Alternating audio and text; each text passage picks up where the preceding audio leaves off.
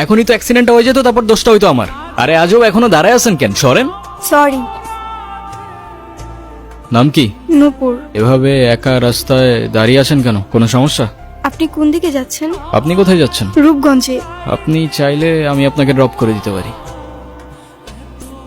কি হলো, কোনো ঝামেলা নাই তো?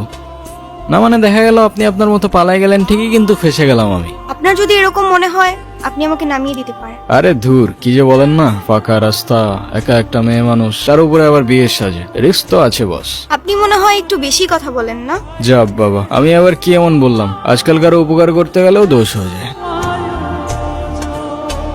আপনাকে ধন্যবাদ বলে ছোট করব না।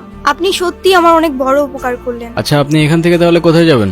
আমার একটা ফ্রেন্ড আসবে, আপনি তাহলে যান। হ্যাঁ,